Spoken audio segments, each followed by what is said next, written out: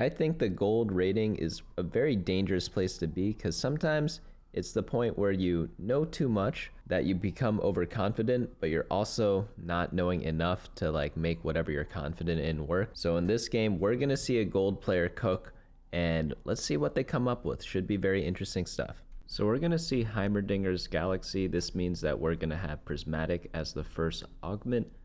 To start off the game, we get 3 champions, Camille, Ziggs, and Vladimir. Nothing too crazy so far. I like Camille. I like ambushers personally, but it always depends what items you get. So just because you like something doesn't mean you should go for it. And again, this game is going to be in gold. We're going to see how they kind of navigate what comps they pick in the beginning of their game, see what we can improve on, see what we can learn from, and see what they are also doing pretty well. But I like this so far. Putting the 2 Dariuses in, very straightforward TFT where you just play whatever pair you have at the start of the game. That way, you're able to hopefully get an upgraded unit. And we do have some watchers here. We also have Vladimir on bench. We can't really make interest here. We have 7 gold on the bench. Do we want to pick up some of the other units? I personally might have sold the Ziggs, picked up maybe the Singe and the Trundle, or the Singe and the Vex, one of the 2. But ooh, pair of Camille's, but this is bait. You don't want these pair of Camille's. The reason why is because you have no items to go ambushers right now. You have a rod, you have a chain. The items you really want are glove and tier. That way you could build handed justice, and that's pretty much the main reason to even go ambushers in the first place. So what I'd like to see instead was keeping the Vladimir, playing watchers maybe with a Morgana, play some Black Rose, and potentially just see what happens. I would have also picked up this Lux. That way we could potentially go into Sorcerer Black Rose, which I think is a very strong comp right now. But Dominator Crown, is it still good? Is it still good? I don't really like it that much. It is like a slightly below average emblem. These items aren't that great either. We do have a Rage Plate. Oh no, I like Dual Purpose. Dual Purpose would be good in order to go for maybe any sort of like fast state comp. Build a Bud, probably going to be pretty solid too. Quality over quantity. It's takeable, but I mean, if you like going Dominators, you could go Dominators. You do have a Ziggs right now. I wouldn't recommend this, but if you are a beginner and you need direction in the early game, it's perfectly fine to take this just so you get that direction that you desperately needed. So I can't really fault this pick, you know, like in gold, we're trying to just build some, oh no, I would not build any items here. None of these items are really that great for this comp, so I would just hold off. I would not have leveled up either, because when you don't level up, or if you don't build items, you don't want to level up either. That way you could go on a lose streak, but the one issue with that with this comp is that you do have the extra emblem. You do want to hit higher levels so that you can get access to more expensive units, activate the forward Dominator as soon as possible. So it's a bit of an awkward spot in my opinion. Like, I'm not too happy about this. That's why I would not have picked Dominator at the start. I probably would have taken Dual Purpose, just go some sort of fast 8 comp, play a little more flexibly, but it is what it is. It's not the end of the world. Okay, well, yeah, at least there's a Morgana too. You could easily go Black Rose Dominators right now, because once you hit that Cassiopeia, it's going to be a huge power spike, because you'll be able to have, what, like 3 Black Rose if you get a Vladimir, and 4 Dominator, potentially. That would be like a very solid build, because you already have Morgana 2-star. Seems like other people are going Black Rose, but you know, if you have the Dominator emblem, no one's going to be contesting this. Yeah, sure, this is fine. Yeah, slap the Dominator emblem onto Powder. Are we able to make interest? Not even close, right? You don't need the Camille, so I would just sell those right now. You're never playing that. That's 4 gold, 5 gold with the Amumu, 7 plus the 2 that we have. Okay, so that's 9 gold. If this round was won, sure, but like, yeah, this person has at what cost? They get level 6 for free, so you're not going to realistically be winning this round, but that's okay. Like, you didn't need to win streak this whole early game. It'd be pretty difficult to, because with Dominator emblem, Dominators are expensive. So if I do get Dominator Crown, I like it in the later parts of the game. Maybe on stage 3-2 would be the perfect time to get it, because right now you get a Blitzcrank, right? But Dominators are 2 costs in Ziggs, 3 costs in Cassiopeia and Blitzcrank, and then 4 costs in Silco and what's the other person? Dr. Mundo. So that's a very expensive comp. You can't expect to hit your upgrades for Dominators in the early game. So that's why, like, committing to this comp this early, if this comp was OP, which it was a couple of patches ago, then it's possible. But right now, in the state it's in, definitely better things to go for, because it's just not that great in the early game because the units are just way too expensive. So I'd say, like, because you want direction early game, the augment pick is still fine. But with that being said, if you want to get better at the game, if you want to move beyond gold, probably need to learn some other lines and learn how to play a little bit more flexibly. And yeah, but here I'd make interest. You're at 6 gold. You have these 2 Camille's on your bench. Just sell them, get to 10 gold. That's a huge gold amount that you need, because that 1 gold that you get for interest in the early game is going to snowball your entire economy into the mid game. And missing out on that is very devastating. It might not seem like that, but it really is. Here, I'd probably take the bow or a tier. Personally, for me, probably the bow. I want to build a red buff. I think it's a very solid item on this comp. And if you get too many bows, you could always build like a Gnasher's Tooth or something like that.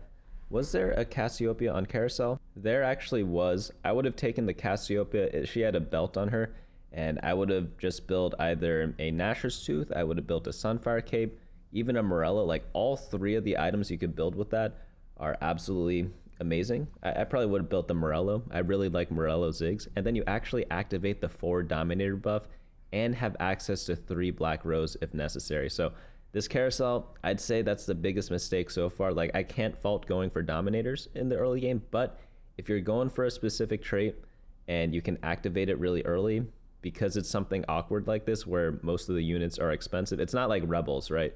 Rebels have like Akali in 2 costs. They have Set at 2 costs. They have, was it Vex and Aurelia at 1 cost. So there's a lot of cheap units you could play around with Rebels, but that means it's a lot different than something like Dominators, where the cheapest unit is at 2 costs and then the next ones are at 3 costs. So very expensive comp. So when you do see those units on that carousel that you can actually make items with, and notice here, this person got the tier, but isn't actually building any items, which I don't fault them for, again, because the tier is going to be reserved for a Spear of Shojin. That's probably why they took it. But in the early game, you need to get value from your items. And right now, we just aren't quite getting that. They also decide to level up, which cost us an interest because you're not win streaking. So we're missing maybe like 3 or 4 gold so far that we probably should have. So that's going to end up costing a lot this game, because if we had 4 extra gold right now, for example, we'd be at 14 gold. We could sell the right side of our bench, and then we'd be at 20 gold. So you just lost another gold there. So we're going to be missing 5 gold after this turn.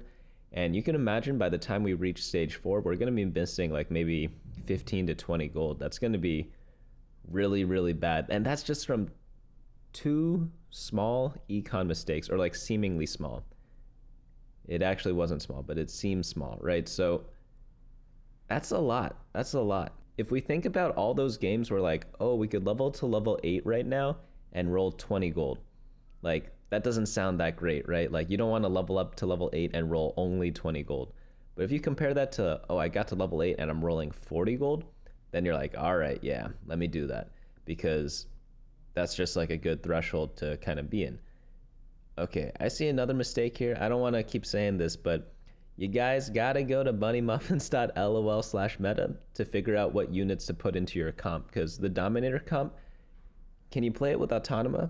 You can, but it's better if you play it with Black Rose, or pretty much like with other legendary units, because you don't want to be running Kog'Maw and Amumu in your late game team comp. It's just, and Nocturne as well. It's just not very strong. If they're keeping it in here for the early game, then I'd say that's fine, as long as they adjust the team planner later. So let's see what they do.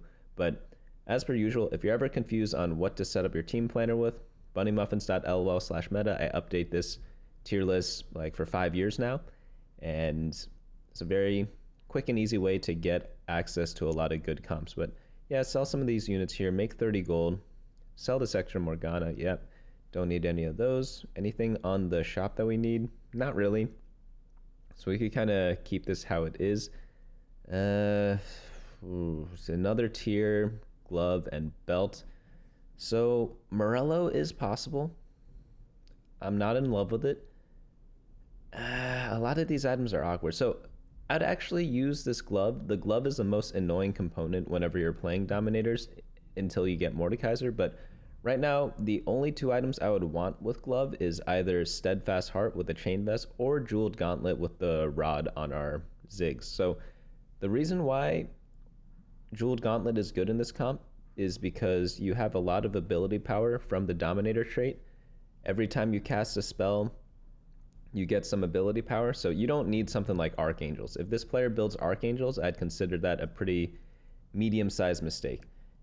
So you definitely want that Jeweled Gauntlet instead because it uses all the ability power you kind of save up, and then you just explode it with the critical strike chance that you get from that item. And it's just like a very good combo, and a very like typical combo when you play any sort of ability power comp in TFT. Like, it seems weird, but like sometimes when you go in AP comp, you don't really want Hat or Archangels depending on what traits you have active. All right, let's see what we have here. Epic. I'd probably take Epic. You need some gold. We're really poor right now. Honestly, unironically, because we made so many econ mistakes, forward thinking might not even be a bad idea. I'm not even trolling because it gives a lot of gold and we don't have like 50 gold anyways, right? But yeah, it's probably Epoch if you're playing for serious. I don't really think there's anything. Whoa. I wonder what they wanted, because normally when you reroll your augments, you have something that's like takeable. There's nothing wrong with Spear's Will or Item Collector. I'd probably take Item Collector out of these choices. But Epic, you just need it because you need to make econ, right? And because of that, okay, they decided to build Gnasher's Tooth. You know, that's not a bad item to build. I just prefer to use this glove in some way. So I'd probably, if this were me, I'd probably build the Jeweled Gauntlet and then build like a Sunfire Cape or something like that. There are a lot of different directions to go in, but like for sure build items. Sunfire Cape, Gnasher's Tooth. You could even build like a Static Shiv. Static Shiv is pretty possible as well. Like, yeah, we probably actually should just slam a Static Shiv right now. So it's probably Static Shiv, Sunfire Cape, and Jeweled Gauntlet. That way you only have a tier left over, I believe, and we'll get a ton of value from these items. So that's how I would kind of build these items. There are many other different item combinations you could build, but the one I recommended, it takes care of all the magic penetration that we need, takes care of the anti-heal that we need. It gives us a utility item, a tank item, and a damage item. And then we still have a leftover tier to build the Spear of Shojin. So Spear of Shojin plus Jeweled Gauntlet means that our team will pretty much be set for like, or like whoever our backline carry is going to be pretty set for most of the game. Ooh, the item swap. I don't like that. Oh, whoa. What are we doing here? Okay. So they're really going all in on this Kog'Maw with Rage Blade in Automata Dominator is what I'm saying. So this is a cooked up comp. This is not something you should try at home, but let's see what happens. I'm hoping that we get surprised and this player does pretty well with this cooked up comp. So I'm guessing they're going to do a 3-cost reroll with Kog'Maw, Blitzcrank, and Cassiopeia maybe. So is that why they skipped the other augment? Not gonna lie, so far this is kind of cooking, you know, it is kind of cooking. But I would have just went the standard Dominators with all the items that we talked about before. Like, I feel like you just cover all your bases, and cooking is fun, but you don't need to cook all the time, right? It's gonna be rough, it's gonna be rough. If I had a lot of Kog'Maws, maybe I'd consider this. What item are they gonna get here? They're gonna get the Garen? Okay, why do they want the sword? Are they trying to... What are they trying to build here? So normally, when you build Kog'Maw, you want like a Rage Blade, you want an Archangel Staff, and you want a Hextech Gunblade. And we have the Rage Blade. We have a Dominator Emblem. Dominator Emblem pretty much is going to be like an Archangel Staff, so it kind of replaces that. And then the last thing we need is probably like a Hextech Gunblade. But this is really weird. Spear of Shojin isn't that good on Kog'Maw. Believe it or not, blue buff is better on Kog'Maw than Spear of Shojin, last I checked. Right now, like, you don't really need it though, because Rage Blade kind of does the same thing as blue buff. It just makes him attack really quickly because it gets him to cast a spell, which gives him more attack speed and like more bonuses, pretty much. and it just helps them stack a bit quicker. But if you were to choose between Spirit Shojin and blue buff, I'd for sure go blue buff every single time. So I'd say that's like a knowledge mistake. And the way to get around that is to either like visit my website, because then you'll know what items to build on Kog'Maw, or just go to teamfight.lol. You could data check all the items yourself, or just like play like a lot of games and experiment with different items and kind of see how they kind of interact together. So those are the three options. I think the first two are a lot easier than the last one.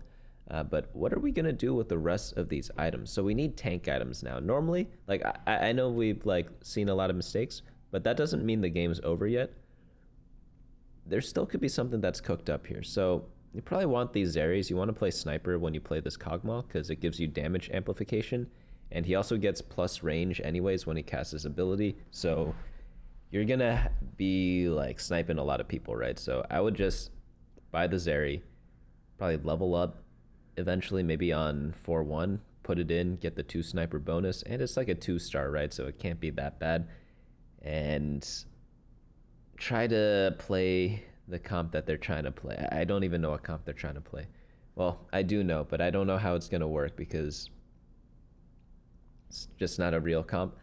But we're seeing a person with Ambusher and Enforcer crown or emblems. Pretty decent combo for them. They could go some sort of Camille build, right? But at least the items, they are usable. They're just not what I would have built myself, but they are definitely usable. Again, we just need the tank items to kind of buy time for Kog'Maw to really stack up and do like a ton of damage. But the issue with running Rageblade with a mana item is that you get to max attack speed like too quickly that you kind of like lose value on the items, in my opinion. That's why you want Hextech Gunblade over the Spirit Shojin. That way you kind of still stack up, but also get a benefit from the stack up because you get to heal like your entire team. But this is probably still playable if we get a lot of natural Kog'Maws. I just don't know how we're gonna make that happen because there's not much gold right now. We're at 65 gold, so you'll probably level up. Next turn, you get like your interest gold from this round. You'll be at like, I guess we got a bunch of gold drops here, but you'll be at maybe like 55, 60 gold. And with that, like, no copies of Kog'Maw, I don't know how we're going to hit Kog'Maw 3. You're going to have to get really, really lucky, and I don't like relying on luck. It's a lot easier to hit 4-cost units to 2-star than it is to hit 3-star units to 3-star. So you only go for reroll comps if you have like a lot of the units, and I mean a lot. But what are we going to do with these items here? I'd probably build like an Ionic Spark, get the Magic Shred going. Like if you want to super sweat it, you could scout what other players are going, and if there's a lot of ability power, you could build a Dragon Claw because that's going to be the best tank item. But we could build the Ionic Spark plus the Adaptive Helm and go for something like that. Ooh, interesting. They leveled up again, so they might just be going for Kog'Maw 2-star and then playing like all the Dominators. So maybe the team comp we saw before is the team comp they're actually going. I thought that was the comp that they just wanted to play temporarily with and then switch into something else later. But it seems like the comp they put into their team planner before, which was pretty much just all the Automata units and the Dominator units combined together. Okay, you don't want Tomb Raider because our tomb's about to get raided. You don't want Reinforcement because you're probably going for 3-cost unit. I don't even know what they're going for though. Maybe it is Reinforcement. It's probably not Epitaph because there's so much attack speed already, even though I do like Epitaph. You know what? Reinforcement might not be that bad, but I just don't know what they're cooking up right now. I really don't. I really don't. You should probably level and roll or just roll right now, like either or. I would not wait on this Reinforcement because the whole point of taking Reinforcement is that you use it right away. So whenever you do take this augment, this is just like augment knowledge in general. Like you have to get the most value from it, right? And the most value to get from this augment is by doing your roll down as soon as possible so that you can buy whatever 4-cost unit you want. And normally you do it if you are in a very desperate situation. Like this augment technically isn't that good because you only take it when you are in bad spots. And right now we're in a bad spot. Another time to take it is if you're going for like super fast 9 and you just want to stabilize with like the first 4 costs you hit. That's another way to kind of use this augment. But all in all, like, this might seem like a easy to use augment, but I think it's actually a little trickier than people give it credit for. But you do need to use it right away. So ideally, maybe they go to level 8 at stage 4 or 5. Again, had we had an extra maybe like 15, 20 gold that we kind of missed out on, we might be able to do the level up and roll down the turn before and still had like a healthy amount of gold to use. I thought they were going to build Adaptive Helm. I actually would have kind of liked that because it's a pretty decent item and it uses a lot of these item components that we just don't really have a use for. And again, I always talk about value. Like, the earlier you use something, the better it is. The earlier you use reinforcement, the earlier you build items, the more value you get. And value is kind of like the name of the game because we're trying to balance our health, our gold, and like our board strength all together. And we could do that by building items, picking different types of augments to kind of manipulate when we're strong and weak. And the more value you add to your entire game, the better off you're going to be in terms of your LP that you gain and lose, right? So try to think of ways to increase the value of your board or of your game. Let's get this Mordekaiser here. This might be redeemed. Oh, they're 26 life, but not first pick. Oh, we really need this Mordekaiser. Please. Okay, nice. What can we do with this? So you'd probably build Quicksilver. Quicksilver is a pretty decent item on Mordekaiser. Okay, nice. They know. And then you also have this sword. So I'd probably reforge one of the tiers. So reforge the tier before you build Quicksilver. And then like you could possibly do like a Quicksilver Edge and Knight Mordekaiser build. But yeah, buy the LeBlanc, probably roll down here, buy some 4 costs, play them, and see what happens. Also for Mordekaiser, you want to put him on the edge, right? He's kind of like an edgelord. You don't want to put him in the front line because, you do want him on the front line, but you don't want him like on the edge that's like taking the most damage, if that makes sense, because that's kind of where he is right now. You want to hide him a little bit. So put him where the Nocturne is. That way he takes some aggro, but not like too much aggro. Okay, there's Silco. Yeah, sure. I prefer Mordekaiser, but it is what it is. Silco's still going to be solid. Do not build the Shojin. Do not build it. They built it. I just really like Edge and Knight on Mordekaiser. It's just by far his best item. Because what ends up happening is that he takes damage, then he triggers Edge and Knight, casts his ability, does a lot of damage on the attack from the enhanced auto attack speed from the Edge Knight, and then he also heals himself back up. That's why that item works really, really, really well on him. But what do you even want for the anomaly? Like, you want something on Mordekaiser, right? Or like you could do Silco. Silco's on the bench. You know, honestly, maybe this one isn't that bad slime time. Okay, Vampiric's pretty good on Mordekaiser, but it's not necessary. I actually don't like it that much. I'd rather have like, what's this? Sure, maybe you could try that. Like, I don't know if this is any good because you don't really need ability power on Mordekaiser because he has the Dominator thing. But he also doesn't live very long sometimes, so you want him to just get the upfront ability power rather than the backloaded one that you get from Dominator. So sure, just take this. Like, what's the worst I can... No, don't put it on Silco. Silco doesn't need it. Okay, well, it's playable. Well, let's see what happens.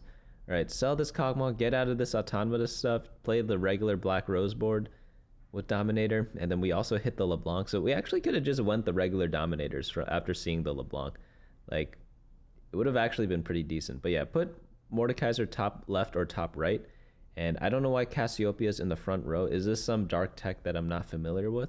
It could be, because a lot of people think like I know everything no matter what about TFT. That's not true at all. I'm always learning new things based on like watching what other people do or like what I hear from some of my friends or like some of my the people I know that are like super high ranked. Like, there's always new stuff to learn, and they learn new stuff every day too. Even like there's this guy, he's like I think I told you all about him before. He like lost 115 LP in one loss because he got an 8th because he's like has way too much LP to lose. And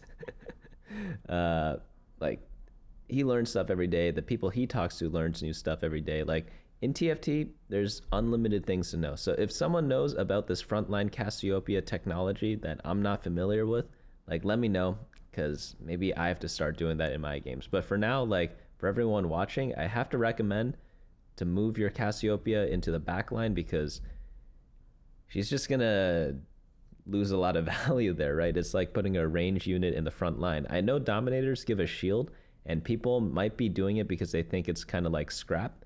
People put scrap Corki in the front row, but the reason why that works is because Corki's ability makes him move away from the combat, and that kind of keeps him alive a little bit. So you get the value from the scrap shield, but you also get to run away. Oh, they just missed a Mundo because they rolled a second too early. Don't do that, guys.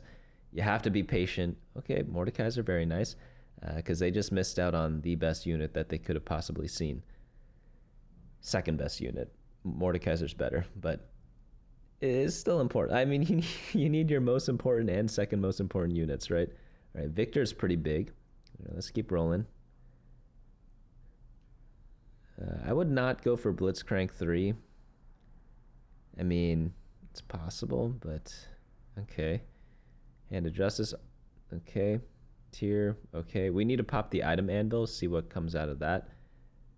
Yeah, see what I mean? If you put your Mordekaiser, like, not all the way on the side with another tank next to it, he'll get focused down too quickly and he won't cast. That's another reason why Edge of Night is so good, because if he had Edge of Night, Mordekaiser would still be fine there. It's just, like, by far his best item.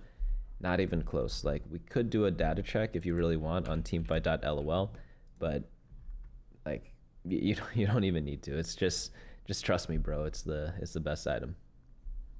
But I just realized this person's like really low health right now. So honestly, I'd reforge this tier, see what comes out, hopefully a chain vest, and then get the sword and then build an Edge of Night on Mordekaiser. That's like the only way to kind of redeem this game. What's going on right now? Double Shojin? I mean, I guess that could work. I don't see... I think we're not going to have a very long video today.